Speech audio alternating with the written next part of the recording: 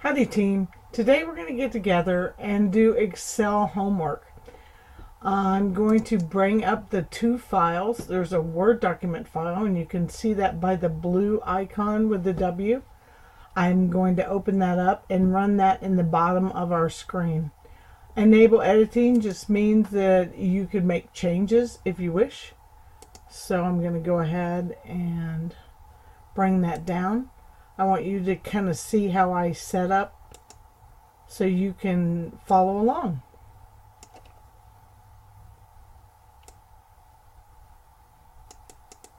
And it tells us to download and open E01 Grader. This is our homework assignment. And then you also have a file with your last name in it. Because I'm an instructor, mine will say student. And you can file save as and add your last name if you wish. And here's what the file looks like when you first open. Travel expenses report. I do like to make this a little bit bigger so you can follow along at home. And I want to enable editing. Like I said, if you wish, you can go file save as. That would be fine too. I'm going to make it just a tad smaller and close it so you can see the instructions below. Alright. So again, it said start Excel, which we have done, and open your grader, which we have done. So let's go on to the next set of instructions.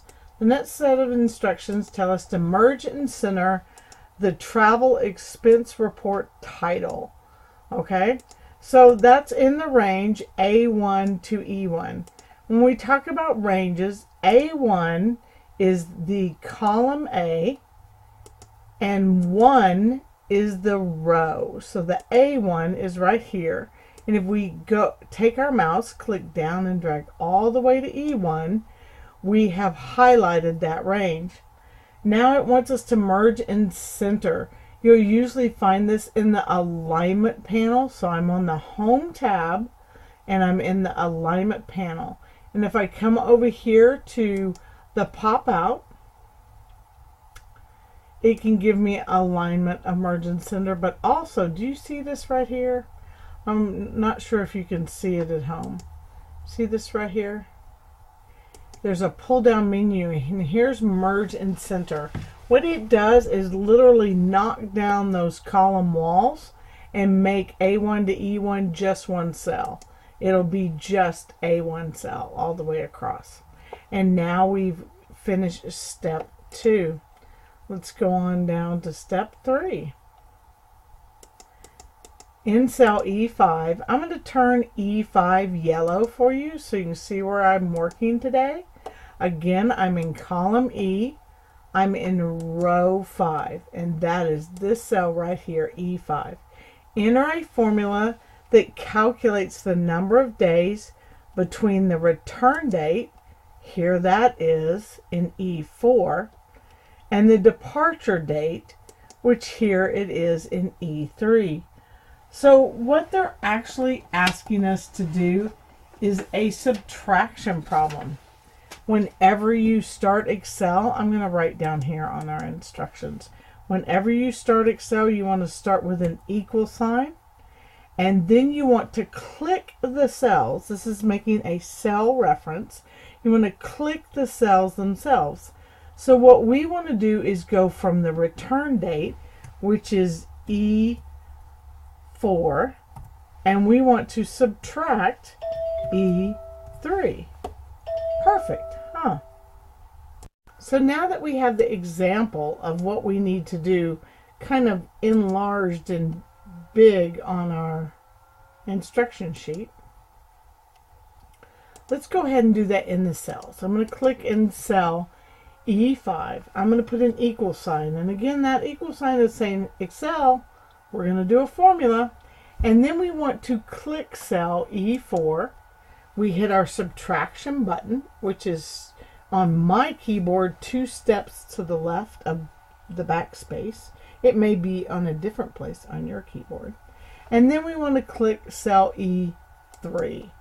Now once we've done that, our formula has highlighted E4 in blue and E3 in red, and all we do is hit enter, and it says that the dates June 5th to June 1st subtracted from each other is 4 days. I'm going to center that. You don't need to, but I do want you to be able to see that and see that the changes we've made. That is the end of step 3. Step 4. In cell B12, and again, I will color B12 yellow so you can follow along with me. Enter a formula to calculate the amount budgeted for mileage to and from the airport. And just so you know where we're at, cell B5 is mileage to and from the airport. The amount is based on the mileage rate to and from the airport and the round trip mileage located in the standard input section. Okay, so here's round trip miles to and from the airport. What we literally want to do is we want to multiply 20 miles times 0.6 or 6 cents a mile. So I'm going to write it down here so you can see what it looks like in the instructions. We'll go equals, and then we'll click cell B5, and then to multiply in Excel, you actually use an asterisk. You don't want to use an X, it will misinterpret that. You want to go shift and the number 8, which gives you an asterisk for multiplication. And then we're going to click cell B6. So again, I'm trying to write the formula out just a little bit for you so you can see it a little bit bigger. So we're going to come up here to our original cell of B12, hit the enter symbol, and then we want to take the mileage to the airport, which is 20 miles, and multiply that times the mileage rate of 6 cents a mile. So we'll go B5, shift and 8 times B6. And that should give us $12. Good job.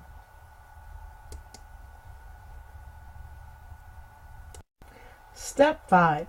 In cell B13, I'll color that yellow for you so you can follow along.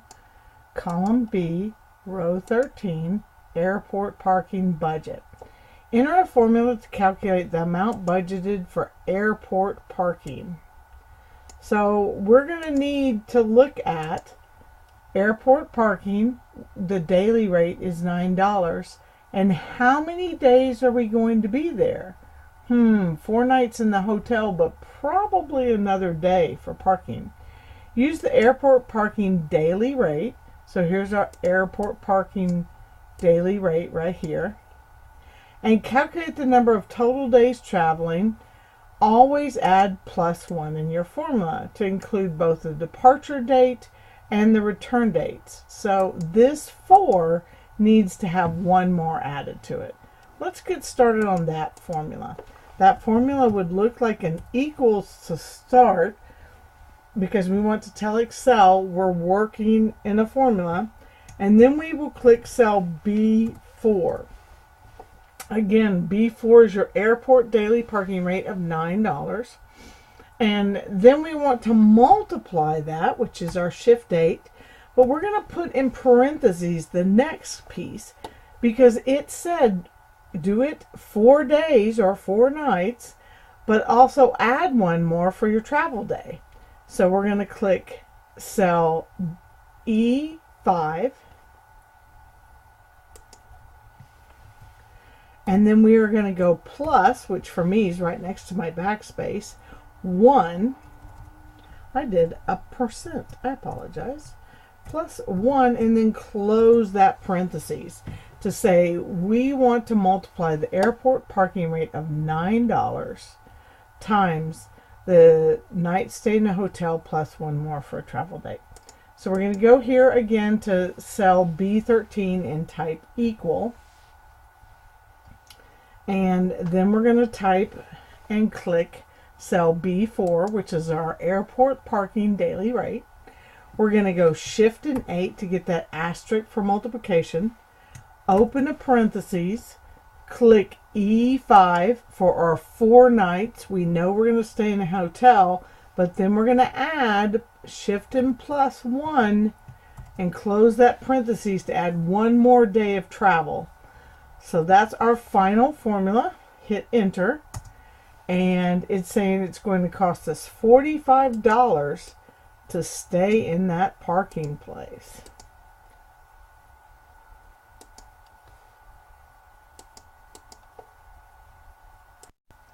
In cell B17, so right here is B17 under budget and hotel accommodations. I'll turn that yellow so you can follow along.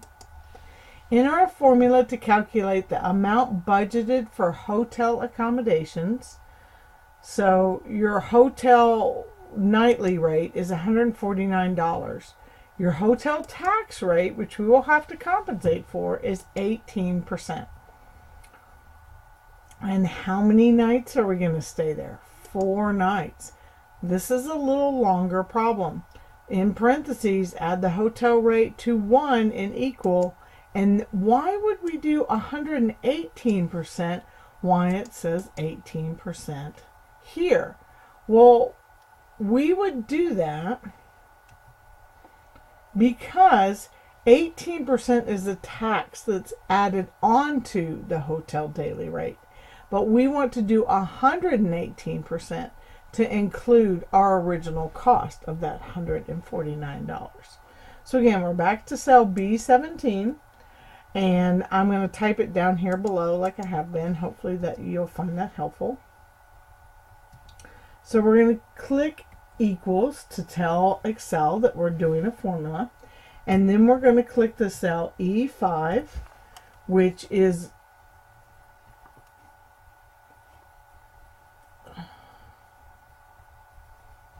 our nights of stay. Sorry, I got a little off there. Our nights of stay. And then we're going to go Shift and 8 to multiply our nights of stay times that hotel rate, which is our E6 right here. And then what we need to do is multiply that times the nights we're going to stay in the hotel.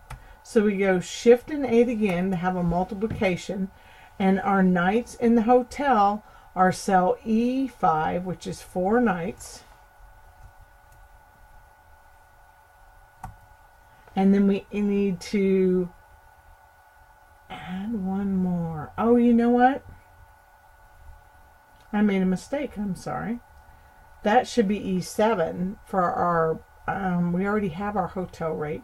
We should be typing E7 plus 1 for our percentage of our hotel tax rate. I apologize. That's this guy right here. So let's do the formula right here in our hotel accommodations. We're going to start in column B, row 17. Right where we have it yellow, we're going to put an equal sign for telling Excel that we're starting with a formula. Then we're going to click E5, which is our number of nights we're going to stay in the hotel. We're going to multiply that, which is Shift 8, times E6, which is $149 a night to stay in that hotel. Now we need to also multiply both of those times our hotel tax rate. So we go Shift 8 again, open parentheses, we're going to click that E7, and then we're going to go, I'm going to come up here in our formula bar, +1 and close the parentheses. Now, why did we end up with these hashtags? That's a great question. The hashtag is telling you that your column is too small for Excel to show the formula. So if we double click between these two lines right here, Excel will give us a special cursor that makes our cursor big, wide, and have arrows pointing to both columns.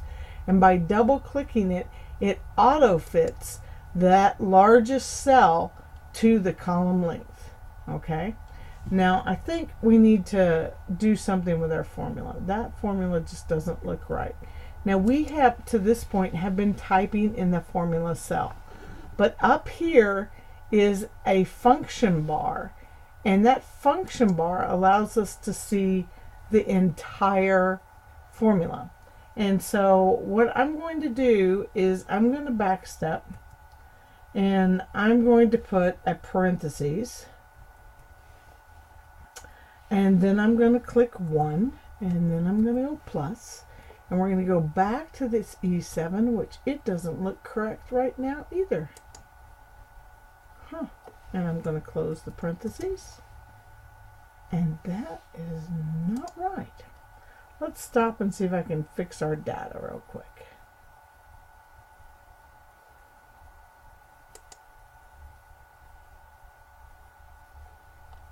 All right, I made some typing mistakes on that one. Let's take a look at our formula one more time. We went E5 times E6, so here is E5, 104 nights, times E6, which is our $149, and then times 1 plus our 18%. We got a little typing into our 18% and had to add +1 in that cell, and that's not correct. It's supposed to be +1 in the formula. So if you start typing in a cell and you're trying to do a formula, you can end up with mistakes. You want to hit escape so you don't end up just keep clicking and adding more to your formula. Thank you very much. That's the end of part 1 video, and we'll be back to finish it out.